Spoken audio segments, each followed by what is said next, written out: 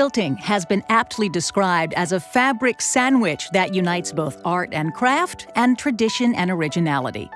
Example after example of this unique pageant in cloth and needlework can be found at the National Museum of American History, where the quilting collection is part of the Division of Home and Community Life's textile collection.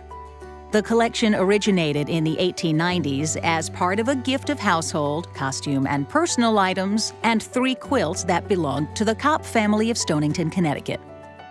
The 3 quilts that came with that collection date from the 18th through the very early 19th century.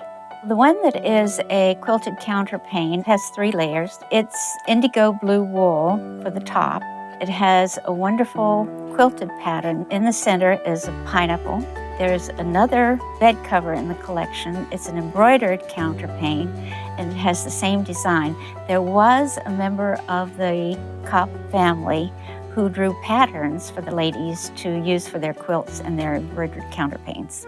Another quilt in the collection that's 18th century is a very simple 9-patch design. It has a piece top in the 9-patch pattern, and it's very plain, has very small pieces, very practical quilt. The top is cotton, the filling is wool, and the lining is linen.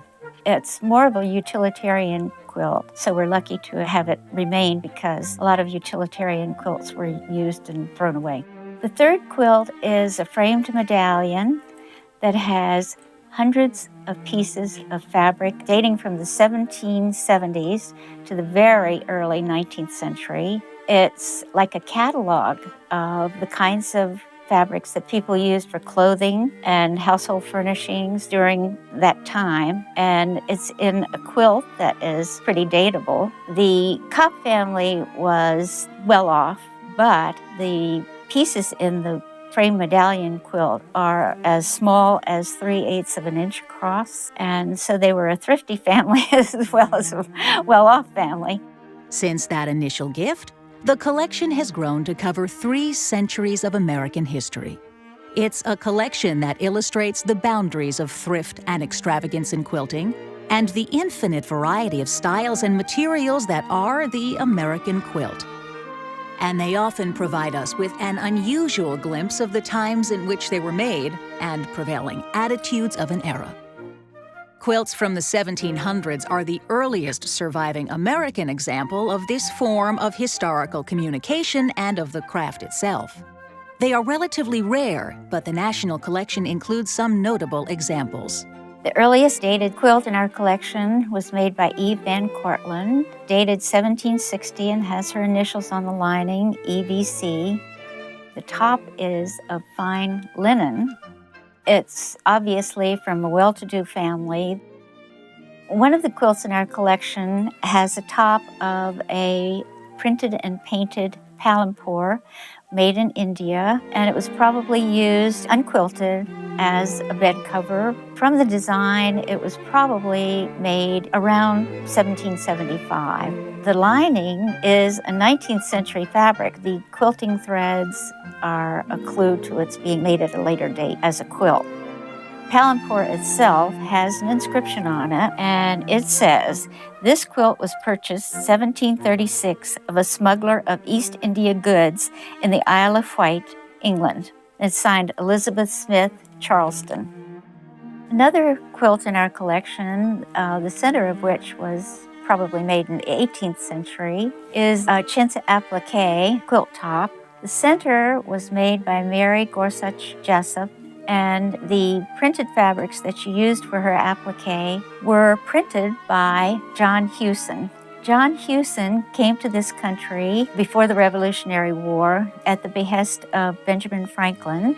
Franklin persuaded him to come to Philadelphia to set up a factory. Martha Washington is known to have liked his printed fabrics. She even is known to have commissioned a handkerchief with Washington's image on it. Another notable quilt in the collection is made of a blue and white resist-dyed fabric. From the piecing, it appears to be made of recycled bed furniture. There was a lot of fabric to be utilized after the bed hangings were no longer in fashion or had worn out. And so this is an example of 18th century recycling. Much of what we know about the materials to make the older quilts in the collection is the result of laboratory analysis performed at the museum by specialists in textiles and quilting. Much of what we know of the women of the budding nation, we know through the needlework of those eras. Almost exclusively the work of women, the early quilts reveal evidence about the lives of women in early America that is often not available in other historical records of the times. Like this tombstone quilt made to commemorate the death of a young granddaughter, a common practice of the era. Or this one made for a bride with her rejected suitor's name included in the inscription and a pair of embroidered mittens, a representation of giving the mitten to him. One woman made a quilt to celebrate her husband's membership in the Masons, and one to celebrate his membership in the Odd Fellows.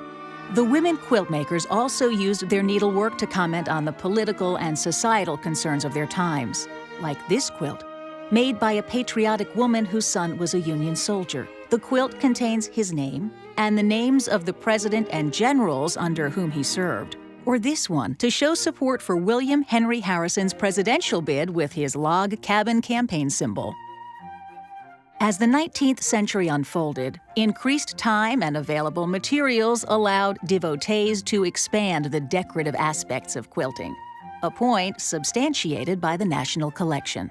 An early 19th century crib quilt dated 1806 was made by Charlotte Rowe. She dated the crib quilt and she put the town where she lived, Virgil, New York, in the inscription. She made it for her son John, and it has a very simple 9-patch pattern. It shows the practical bent that continued into the 19th century, but with the time and materials, there were some very elaborate quilts made in the 19th century. For instance, a quilt top that was never finished as a quilt, instead was finished as a bed cover without a lining and inner lining, was made in the Hasbrook family in Kingston, New York, and it depicts a tree of life under which the Hasbrook family, the mother and father, are sitting under a tree. The 4 sons in the family are in boats in a little stream at their feet. Quilts made by African Americans during the 19th century and before are quite rare. Among the collection's few examples are this applique quilt made by a 16-year-old slave on a Virginia plantation, and this one made by a former slave in Georgia with Old and New Testament passages from the Bible on it. Around the middle of the 19th century, the industrialization of society caught up with quilting in the form of the sewing machine. The sewing machine was used mostly for simple designs and utilitarian clothing. In spite of the novelty of the sewing machine, domestic quilting continued to be primarily handcrafted. The mid-century also saw many new directions in quilting. Quilts like this one were used as educational tools. The maker of this quilt actually used it in astronomy lectures. A notable quilting breakthrough of the mid and late 1800s was crazy patchwork. The patterns were a potpourri of patterns, materials, images, and stitching that made for wild and often humorous quilts. Crazy patchwork bridged quilting over into the 20th century. Edna Force Davis worked on this one from 1897 until 1929. As crazy patchwork subsided, quilting returned to the more traditional patterns of earlier periods, with updated themes, of course. Like this quilt that displays World War II slogans, and this one with Victor, the popular Victor Talking Machine Company trademark. One of the 20th century quilts in our collection is one made of sock tops by Ada Jones. The sock tops came from a factory. They were the decorative tops that were added to the sock. And the lining she used was fabric that was distributed by the New Deal self-help program to help farm women. In 1963, another member of the family added a printed cotton border to protect the quilt's edges, which they were fraying. The bassinet quilt in our collection was made by Dorothy Overall, and she had won a Pfaff sewing machine. And this bassinet quilt was made on the sewing machine and made of flour sacks. Flour sacks were printed and became very popular with the ladies. They could buy something practical and then have the fabric of the bag to use in quilts. Finally, Ruth Jones Black Patrick started a quilt for her infant son, but by the time he received the quilt, it was 20 years later. So this is the kind of needlework that we have in our collection that should make people who have unfinished things in their closets feel very good. As quilting continues to grow, future generations will find a textile tableau of America through the eyes of the women who make the quilts. And Americans will always be able to see the results and share in the experience through the National Quilt Collection.